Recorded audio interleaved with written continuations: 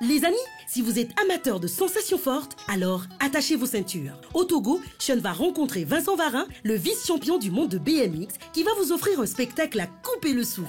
Puis, direction Porto Novo, où Esther a de nouveaux rendez-vous, mais cette fois-ci avec les poissons-chats de la ferme Songhai. Ensuite, pour la séquence frisson, nous rejoindrons Momo et les attractions du Paradisia à Abidjan. Et pour terminer en beauté, à Ouaga, Janice et Deris le graffeur vous ont réservé une petite surprise. Aujourd'hui, je vais rencontrer le super champion de BMX, Vincent Varin. Suivez-moi. Salut Sean. Qu'est-ce que vous faites là? Ah, qu'est-ce qu'on fait ici? Eh ben ça c'est une bonne question. Regarde, on est en train de regarder une vidéo. Tu veux regarder avec nous? Sean a beaucoup de chance. Il est avec le vice-champion du monde de BMX. Vincent Varin est en tournée dans toute l'Afrique où il présente son nouveau spectacle Friandise. Un mélange de musique, de danse et d'acrobatie en BMX. Alors, qu'est-ce que c'est le BMX? Alors le BMX, qu'est-ce que ça veut dire BMX? Le Bicycle Motocross. C'est un petit vélo qui sert à faire des acrobaties, des équilibres, des grosses cacahuètes comme ça, dans l'espace urbain. Qui sont ces deux personnes? Alors là, je suis avec deux artistes du Togo. Je suis avec Caporal, qui est un slammer. Et je suis avec Kofi, qui est un saxophoniste, mais qui joue aussi d'autres instruments. Et à trois, on est en train de préparer un spectacle qui était chorégraphié pour le vélo et qui va être joué pour la première fois avec ces deux artistes-là qui sont du pays. Waouh, très impressionnant! Alors Sean, tu as aimé le spectacle? C'était génial aujourd'hui et je te dis merci beaucoup. Qu'est-ce qui t'a plu dans le spectacle? Ce qui m'a plu dans le spectacle, c'est que tu as fait des acrobaties avec ton vélo. Et quand tu as dansé, ça m'a donné l'envie d'apprendre aussi ce que tu fais. Allez, pour le plaisir des yeux, Vincent nous fait une dernière acrobatie. Et si vous aussi à la maison, vous voulez apprendre à faire du BMX, n'oubliez pas de mettre des protections.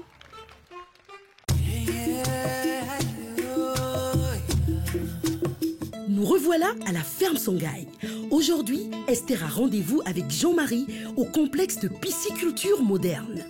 Là, ils sont dans l'écloserie, l'endroit où naissent les bébés poissons. Jean-Marie explique à Esther les différents stades de développement des poissons-chats. Alors, chut, pas de bruit. Ils sont sensibles au bruit et à la lumière. Alors Esther, comment tu vas? Je vais bien. Ok, ici tu es au centre Songhai. Au centre Songhai, nous produisons des poissons. D'accord? Il y a plusieurs étapes pour élever ces poissons-là. La première étape est l'élevage des bébés poissons que tu vois là. D'accord? Ce sont des poissons, des bébés, des petits, qui sont appelés les larves de poissons. Donc ici, on va les nourrir et après, les transférer vers d'autres bassins. Les bébés poissons-chats, qu'on appelle aussi des larves, restent dans ce bassin jusqu'à l'âge d'1 mois et demi. Ils sont ensuite transférés dans les bassins à ciel ouvert. Ici, c'est la deuxième étape. D'accord? On a nourri les bébés poissons là-bas, ils ont grandi. D'accord? Ils sont devenus des alevins. Comme tu peux le constater, ces poissons sont plus gros que ceux qu'on a retrouvés dans l'écloserie. D'accord? C'est des poissons qui ont déjà au moins 1 mois et demi. Nous les élevons dans ce bassin-là. On va les donner à manger encore, ils vont grossir et nous allons les transférer dans d'autres bassins. D'accord? Et ça sera la dernière étape. À ce stade, appelé le pré-grossissement, les larves sont devenues des alevins, les petits poissons. Ils vont encore rester dans ce bassin pendant 1 mois et demi. Esther en profite pour les nourrir avec des granulés à base de maïs et de soja. Nous voilà à la 3e et dernière étape. Les poissons ont déjà atteint la taille adulte. L'élevage des poissons-chats aura duré 6 mois. Ils pèsent environ 2 kilos et ils sont prêts à être vendus. Merci Jean-Marie pour toutes tes explications. Alors merci Esther, j'espère que tu as passé un bon moment. Bonjour Momo. Bonjour Cito. Bienvenue à Paradisia. Merci. Je vais te faire visiter le parc. On y va? Sito, le nouveau copain de Momo, est très chanceux, car le parc appartient à sa maman. Il connaît toutes les attractions par cœur, les manèges, les jeux et les spectacles. Il peut donc emmener Momo directement au manège qu'il préfère, la grande roue. D'ailleurs, c'est l'attraction la plus haute du parc. Alors Momo, c'était comment? Tu as l'air d'avoir le tournis. Ouais, j'ai aimé, mais d'un autre côté, là, Au fur et à mesure que ça tournait en vitesse, je ne pouvais plus supporter. Si tu n'aimes pas les manèges à sensations fortes, pas d'inquiétude, le parc offre aussi d'autres activités. Sitou et Momo ont donc testé les jeux vidéo. Ils ont également essayé le cinéma 9D et les autotamponneuses. Momo a même fait connaissance avec le clone Choco.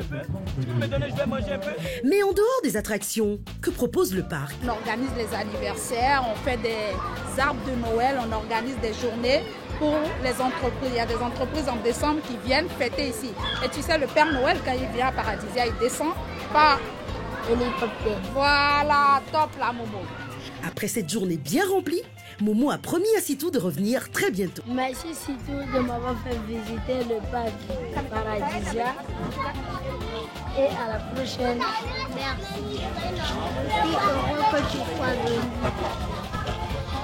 Bye bye les amis. Au revoir à un autre épisode.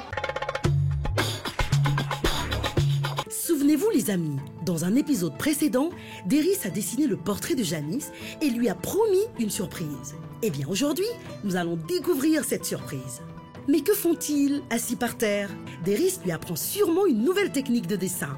Waouh, c'est le logo de Gullimag. On appelle ça des lettres partants en fait. Les deux traits parallèles qui se suivent là. Ah, j'ai compris. Vu l'endroit un peu abandonné, je parie que Deris va lui apprendre à faire un graffiti. Bon, normalement pour faire un graffiti, qu'est-ce qu'il nous faut? Un mur, on l'a devant nous. Des bombes aérosols de couleur, Deris en a rapporté. Et de la peinture acrylique, on en a aussi.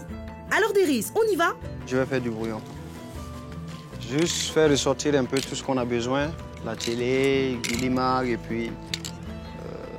avant de commencer à mettre les couleurs. Deris commence par peindre les contours de chaque élément avec une seule couleur. Puis, ils remplissent tout le dessin avec de la peinture acrylique blanche mélangée avec de l'eau. Ensuite, ils rajoutent de la peinture verte pour mettre en valeur la bannière de Gulli. Et enfin, l'étape tant attendue, le remplissage, arrive. Mais attention, avant de peindre avec les bombes, Deris et Janice se protègent avec des masques spéciaux. Ils peignent chaque partie du logo avec les couleurs choisies. L'orange foncé pour le cercle et l'intérieur du cercle, et le noir pour les contours et les ombres. Après une petite heure de remplissage, le chef-d'œuvre de Janice et Deris voit enfin le jour, avec de chaque côté la signature de nos artistes. Comment tu trouves cette peinture alors? Elle est très belle. Justement, c'était ça la surprise. Je l'adore. Attirés par le graphe sur le mur, les enfants ont rejoint Janice pour un big up de fin. Profitons de cette belle conclusion pour remercier Deris et Janice, Momo et Sitou, Esther et toute l'équipe de la ferme Songhai, ainsi que Sean, Vincent et son vélo, pour tout le bonheur et la bonne humeur qu'ils nous ont procuré dans cette émission. Ciao les amis!